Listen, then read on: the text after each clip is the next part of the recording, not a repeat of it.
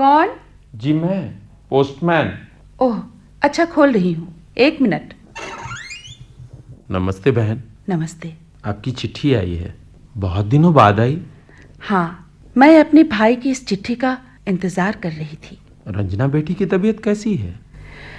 वैसे ही है भाई जी, कोई सुधार नहीं है, बल्कि दिनों दिन और खुदा पर फिर... भरोसा रखें बहन, वो जरूर ठीक हो जाएगी। अच्छा, नमस्ते। नमस्ते। रंजना, बेटी रंजना। क्या है? क्यों तंग करती है बार बार? तुम्हारी दवा का समय हो गया है बेटी। मैंने कितनी बार कहा है तुमसे, मैं दवा नहीं पीऊंगी बस। ऐसा नहीं कहते बेटा, दवा तो पीनी ही पड़ेगी ना। मुझे नहीं पीनी है दवा, कह चुकी हूँ ना, नहीं पीनी है बस। देखो बेटी, आज डॉक्टर साहब आएंगे ना तुम्हें देखने। अगर तुम दवा नहीं पियोगी तो क्या कर लेंगे वो? उनको आने से मना कर दो। बेटा, आखिर वे आते हैं तो तुम्हारे भले के लिए ही ना। तुम जल्दी जल्दी अच्छी हो जाओगी। झूठ, बिल्कुल झूठ। मैं जानती हूँ मैं कभी अच्छी नहीं होंगी। अरे हाँ, मैं तो बताना ही भूल गई। पोस्टमैन अंकल आए थे तुम्हारे मामा की चिट्ठी लेकर। पढ़ोगी? मुझे नहीं पढ़नी है कोई चिट्ठी। हाँ, अच्छा बाबा, अच्छा लो, अब अच्छे बच्चे की तरह दवा पी लो। मैं बच्ची नहीं हूँ, जवान हूँ और सब कुछ समझती हूँ। मुझे बहकाओ मत। मेरी बात मान बेटी, ईश्वर के लिए। नहीं नहीं नहीं। क्यों इस तरह जिद करती है तू रंजना? आखिर लाओ लाओ, मुझे दो। शाबाश शाबाश बेटा, लो। अरे ये क्या किया? सारी दवा फेंक दी, गिलास भी तोड़ डाला। हाँ, अब से ऐसे ही करूंगी। जबरदस्ती पिलाओगी तो थूक दूंगी दवा। हे ईश्वर, अब मैं क्या करूं? कैसे बचाऊं तुम्हें? मुझे नहीं बचना है, मैं जानती हूँ मुझे मरना ही है। ईश्वर, नाम मत लो मेरे सामने ईश्वर का। मुझे किसी ईश्वर पर कोई भरोसा नहीं है, समझी? लगता है डॉक्टर साहब आ गए। मैंने कहा ना, मुझे किसी डॉक्टर से नहीं मिलना है। मैं जानती हूँ कोई डॉक्टर मुझे नहीं बचा सकता है। हाँ हाँ, आ रही हूँ। नमस्ते डॉक्टर साहब। नमस्ते नमस्ते। आइए। कैसी है रंजना? अब क्या बताऊं डॉक्टर साहब। क्यों, क्या बात है? तबीयत कुछ अधिक बिगड़ गई क्या? पहले तो दवा पीने से मना करती थी, पर आज उसने दवा ही फेंक दी। अच्छा, चलिए देखता हूँ उसे। कहती है मैं डॉक्टर को नहीं दिखाऊंगी। क्यों? इसलिए कि वो जानती है कि वो बच नहीं सकती, उसे मरना ही है। यह सब उसे किसने बताया? किसी ने नहीं। वो कोई बच्ची नहीं है डॉक्टर साहब, 20 वर्ष की है, पढ़ी लिखी है, सब कुछ जानती और समझती है। मैं समझाता हूँ उसे। लेकिन डॉक्टर साहब... यू डोंट वरी, आप यहीं रहें। उसके कमरे में मैं अकेला ही जाऊंगा। जी अच्छा, मैं आपके लिए कॉफी बनाती हूँ। Hello Ranjana, how are you? क्या बात है बेटे, आज बात नहीं करोगी मुझसे? नहीं। क्यों भला? क्योंकि आप मुझे धोखा देते हैं, झूठी तसल्ली देते हैं कि तुम अच्छी हो जाओगी। ऑफ कोर्स तुम अच्छी हो जाओगी बेटा। किसने तुमसे कहा था? प्लीज डॉक्टर, मुझे और धोखा मत दीजिए। देखो रंजना, धोखा तुम्हें और कोई नहीं दे रहा है, तुम खुद को ही धोखा दे रही हो। नहीं, मैं जानती हूँ कि मैं कभी अच्छी नहीं हो सकती। एक ना एक दिन मुझे मरना ही है। रंजना, मेरी बात तो सुनो नहीं, पहले। मुझे कुछ नहीं सुनना है। आप जाइए यहाँ से। रंजना, क्या कह रही हो तुम? कुछ होश भी है कि किससे क्या कह रही हो? अरे आप क्यों आ गई? मैं इसे समझा रहा था कि... मुझे कुछ नहीं समझना है अब, बस जाओ तुम लोग। Leave me alone. Ranjana, please please, आप उत्तेजित न हो, उसे कुछ मत कहिए। लेकिन डॉक्टर साहब, उसे इतना सेंस तो होना चाहिए। हाँ, मुझे सेंस नहीं है तो क्यों आते हो मेरे पास? मैं 1000 बार कह चुकी हूँ कि मुझे किसी से नहीं मिलना है, मैं किसी से बात नहीं करना चाहती। Okay okay Ranjana, as you please, हम तुम्हें और डिस्टर्ब नहीं करेंगे।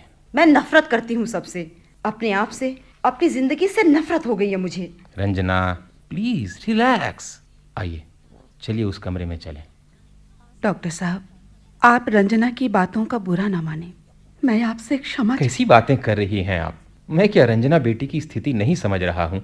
मेरी तो समझ में नहीं आता है डॉक्टर साहब कि वो दिन पर दिन इतना आक्रामक क्यों होती जा रही है। उसके मन में इतनी नफरत क्यों भर गई है? ये कुछ भी असामान्य नहीं है, बल्कि स्वाभाविक है। आखिर उसकी उम्र ही क्या है, महज 20 साल। जिंदगी को भरपूर जीने की उम्र है यह। लेकिन सबसे बड़ी ट्रेजेडी यह है कि उसे एक भयंकर बीमारी ने जकड़ लिया है। एक ओर जीने की ललक और दूसरी ओर मौत का इंतजार। इन दोनों के बीच वह अपना संतुलन खो रही है। मैं क्या करूं डॉक्टर साहब? बिल्कुल अकेली और असहाय हो उठी हूं। हर पल उसे मौत की ओर बढ़ते देखकर मेरी ममता तड़प उठती है। प्लीज मन हाहाकार कर उठता है। प्लीज अपने को संभालें। आप खुद कमजोर हो जाएंगी तो वह और भी जल्दी। नहीं डॉक्टर साहब, ऐसा मत कहिए।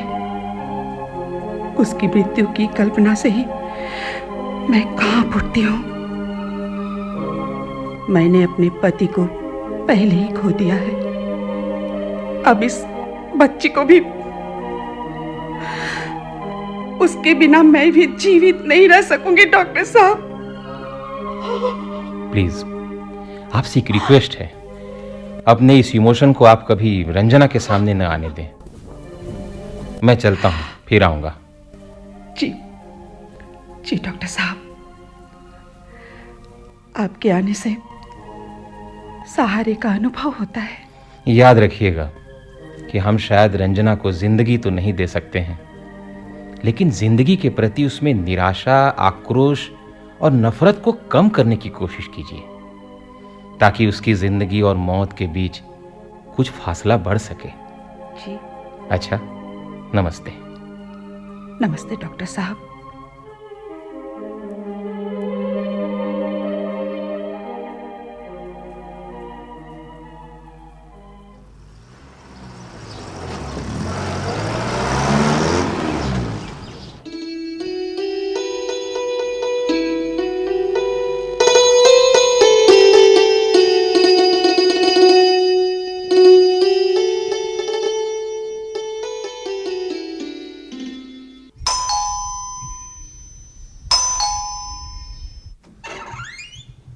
नमस्ते, मनी ऑर्डर है आपका। नमस्ते। ओ, भैया ने रुपए भेजे होंगे।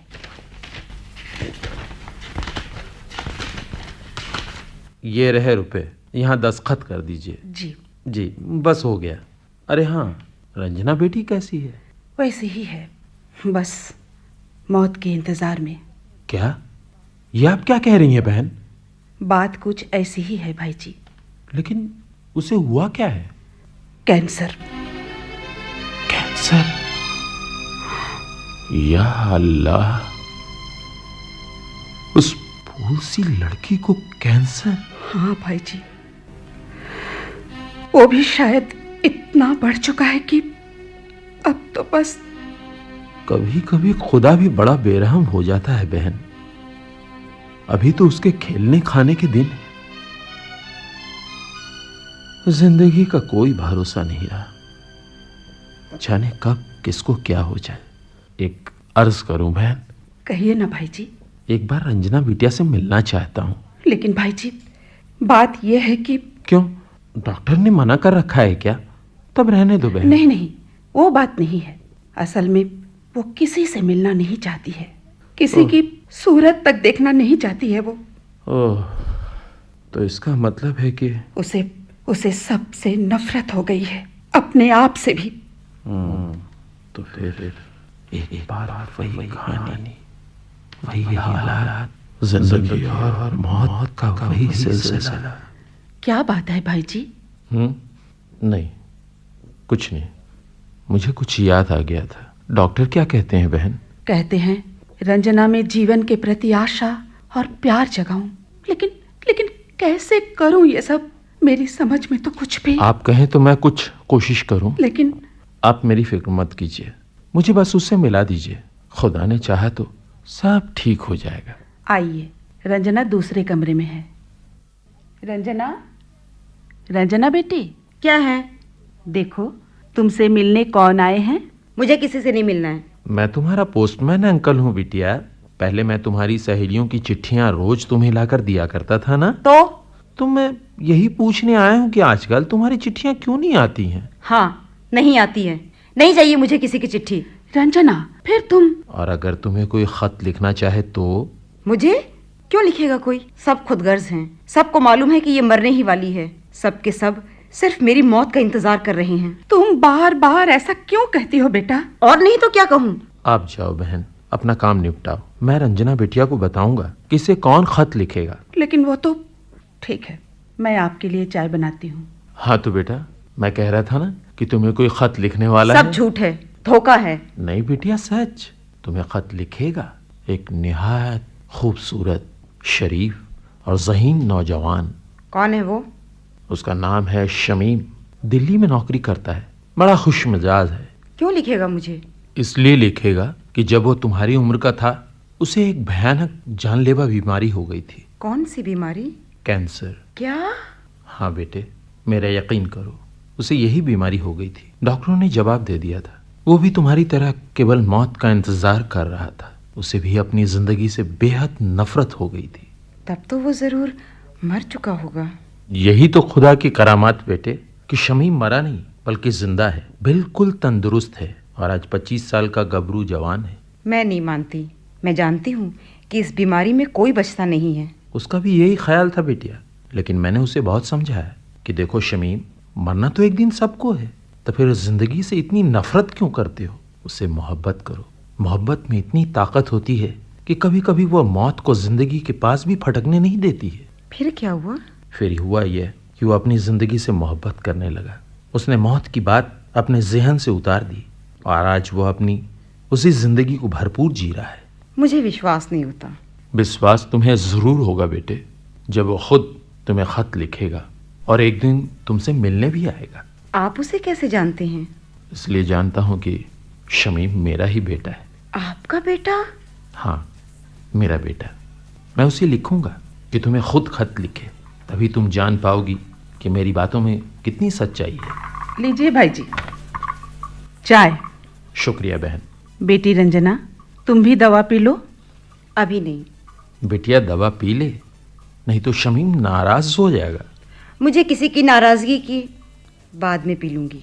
बिटिया दवा नहीं पिएगी तो मैं भी चाय नहीं पीऊंगा। लाओ दवा दो। शाबाश बेटे, तू सचमुच मेरी रानी बिटिया है। अच्छा बहन, चलता हूँ। बिटिया खुश रहना। हाँ, मेरी बात याद रखना। चलिए मैं आती हूँ, दरवाज़ा बंद कर दूँ। बहुत धन्यवाद भाई जी, कई दिनों बाद आज उसने दवा पी है। खुदा का शुक्र है बहन, उसके घर देर है अंधेर नहीं। उसी पर भरोसा रखें। इंसान के हाथ में और है भी क्या। जहाँ दवा काम नहीं आती है वहाँ दुआ ही काम आती है। अच्छा चलो। फिर आइएगा भाई जी। ज़रूर। खुदा हाफिज।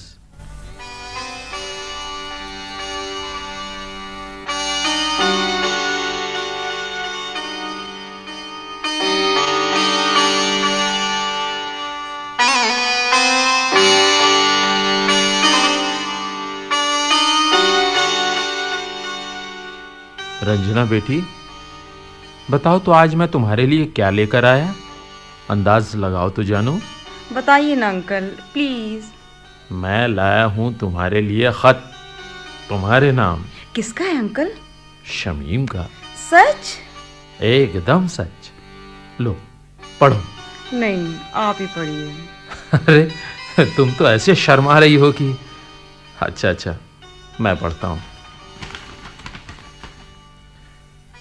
लिखा है शमीम ने, प्यारी रंजना, मुझे अब्बा जान के ख़त से तुम्हारे बारे में सारी बातें मालूम हुई। अब्बा ने मेरे बारे में जो कुछ भी बताया वो सब सच है। मैं भी अपनी ज़िंदगी से बेहद नफ़रत करने लगा था। अब्बा और अम्मी मुझे बहुत समझाते थे। धीरे धीरे मैंने ज़िंदगी से प्यार करना और उसे जीना सीख लिया। जानती हो, देखते ही देखते मेरी तबीयत सुधरने लगी और मेरा मन स्वस्थ होने लगा। फिर मन की ताकत ने जिस्म के भीतर छिपी बैठी उस भयानक बीमारी को ख़त्म कर डाला। मुझे पूरा यकीन है तुम अच्छी हो जाओगी। जिंदगी तुम्हारे पास ही खड़ी है, तुम्हारी नफरत से सहमी सी डरी हुई। उसे अपनी बाजू में भर लो, बेइंतहा प्यार करो। मुझे खत लिखना। हाँ, मैं तुम्हारे खत का इंतज़ार करूँगा। तुम्हारा शमीम। मुझे खत लिखना। हाँ, मैं तुम्हारे खत का इंतजार करूंगा। तुम्हारा शमीम। बेटी, क्या है माँ? कहाँ खोई हो बेटा?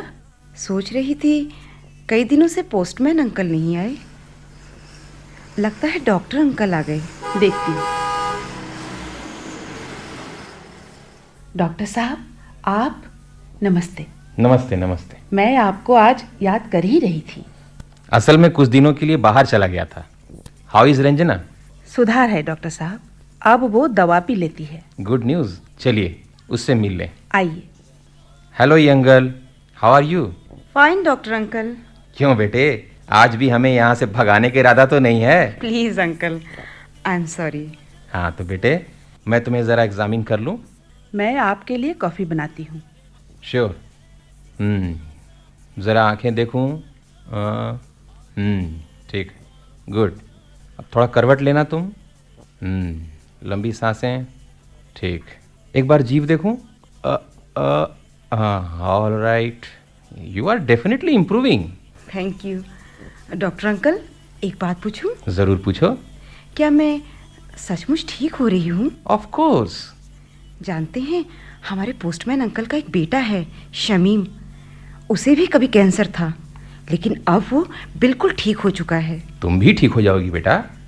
लीजिए डॉक्टर साहब, कॉफ़ी। चलिए ड्राइंग रूम में बैठते हैं। रंजना अब आराम करेगी। Bye Ranjana. Bye doctor uncle. बैठिए डॉक्टर साहब। इस बार आपको रंजना कैसी लगी? उसकी शारीरिक स्थिति में तो कोई खास फर्क नहीं है, बल्कि आई डाउट शायद कैंसर पहले से अधिक फैला है। पर वो काफ़ी खुश नज़र आ रही है। जिंदगी पर उसका भरोसा बढ़ा है। This is really a good sign. Doctor साहब, इससे क्या उसके रोग में सुधार नहीं हो सकता? नहीं होगा ये नहीं कहा जा सकता है, और ना इसका दावा ही किया जा सकता है। Anyway, let's wait and watch. आप ज़रा ध्यान रखें कि वो किसी बात से उत्तेजित ना हो, जस्ट फॉर प्रिकॉशन सेक। अच्छा, चलता हूँ। अच्छा डॉक्टर साहब, नमस्ते। नमस्ते नमस्ते।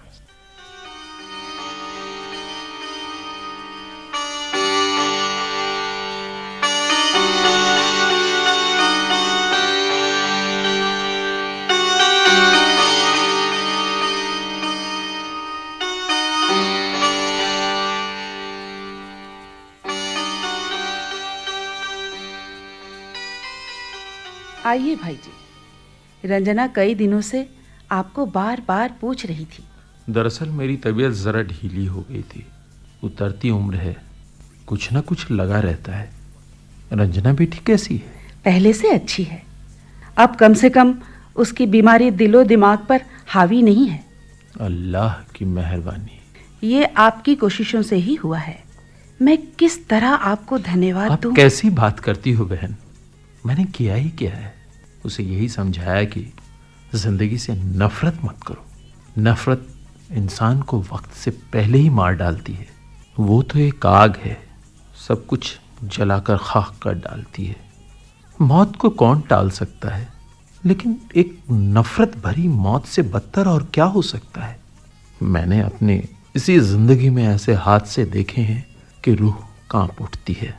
खैर, माफ करें, मैं जरा जज्बातों में बह गया था।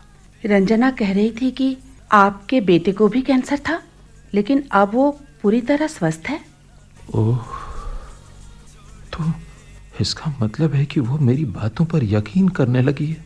मैं जरा बेटिया से मिल लूं। हाँ हाँ, जाइए, मैं भी आती हूँ आपके लिए चाय लेकर। रंजना बिटिया। ओह अंकल, आप जाइए, मैं आपसे बात नहीं करूँगी। बेटे, मुझे बुखार आ गया था, बिस्तर से उठ नहीं पाया। सॉरी अंकल, असल में मैंने शमीम के पत्र का जवाब लिखा है, इसीलिए आपका इंतज़ार कर रही थी। सुनेंगे अंकल? ज़रूर सुनूंगा। हाँ, सुनाओ। प्रिय शमीम जी, आपका पत्र मिला, पढ़कर बहुत अच्छा लगा। पहले सच मुझे विश्वास नहीं हुआ था कि आप कैंसर होने पर भी बच गए, लेकिन जब आपका पत्र पढ़ा तो विश्वास होने लगा। मैं जीना चाहती थी, लेकिन धीरे धीरे मौत को अपनी ओर बढ़ते देखकर डर जाती थी। मुझे लगता था कि मेरी जिंदगी ने मुझे धोखा दिया है, इसीलिए मैं उससे नफरत करने लगी थी। पर अब मैं आपकी तरह जिंदगी से प्यार करने लगी हूँ। मुझे लगता है कि अब मैं अपने रोग से, मौत से लड़ सकती हूँ। शायद मैं अच्छी हो रही हूँ। डॉक्टर अंकल भी यही कह रहे थे। पोस्टमैन अंकल मुझे बहुत अच्छे लगते हैं। मुझे अब धीरे धीरे सब लोग अच्छे लगने लगे हैं। आपसे मिलने की बड़ी इच्छा है। मैं अपनी जिंदगी में एक ऐसे इंसान को देखना चाहती हूँ जो कैंसर से ठीक हुआ है। अच्छा, अब पत्र समाप्त करती हूँ। इसका जवाब जरूर लिखिएगा। इंतजार करूंगी। आपकी रंजना। शाबाश बेटे, बड़ा ही खूबसूरत सा खत लिखा है तूने। मुझे दो, मैं इसे शमीम के पास भेज दूंगा। लीजिए अंकल, इसे जल्दी भेज दीजिएगा। इसे अभी भेजता हूँ। तो चलूं बिटिया? माँ शायद आपके लिए चाय ला रही होंगी। उस कमरे से पीता जाऊंगा। अच्छा uncle.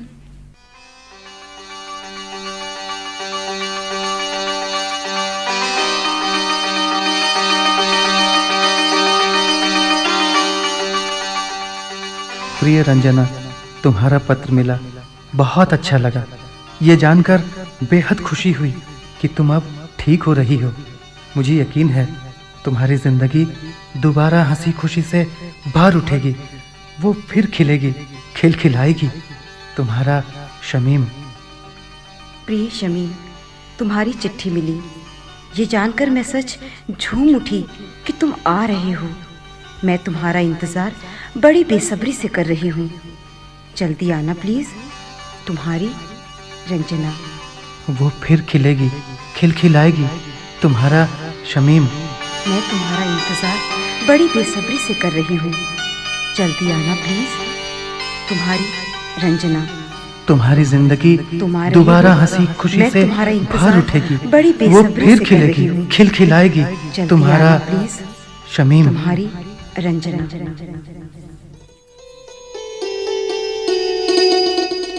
Hello Ranjana. Hello Shamim, मैं पहचान गई। बिल्कुल ठीक पहचाना। कैसी हो तुम? मैं तो अब ठीक हूँ। कब आए? थोड़ी देर पहले ही पहुंचा। घर में सामान पटका और सीधे तुमसे मिलने भाग आया। थैंक यू शमीम, तुम आ गए। I am really so happy. देखो भाई, मैंने तो अपना प्रॉमिस पूरा कर दिया। अब तुम्हें भी अपना प्रॉमिस पूरा करना पड़ेगा। कौन सा प्रॉमिस? तुमने लिखा था ना कि मेरे आने पर तुम मेरे साथ घर से बाहर निकलोगी। हम घूमेंगे, खाएंगे, पिएंगे, पिक्चर देखेंगे, नाचेंगे, गाएंगे, अपनी जिंदगी को पूरी तरह जिएंगे। लेकिन मैं... लेकिन कुछ नहीं। कल से हम घर में नहीं रहेंगे। ओके? आज मैं जा रहा हूँ, कल तैयार रहना। बाय। बाय शमीम।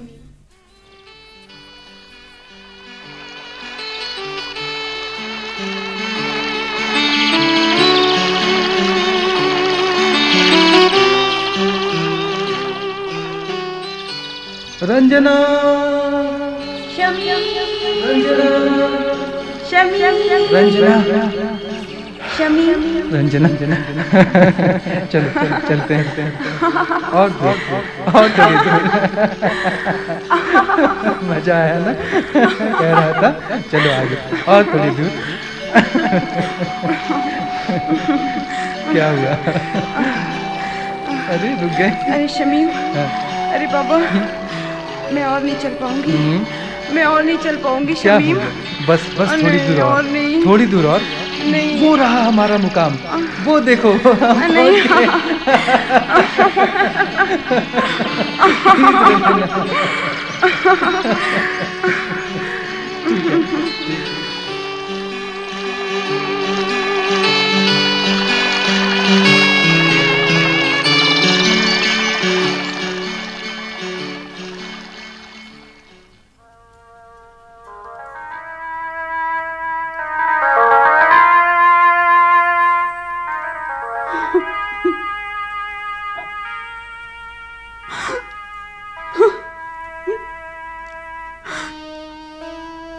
आखिर वो मुझे छोड़कर चली गई।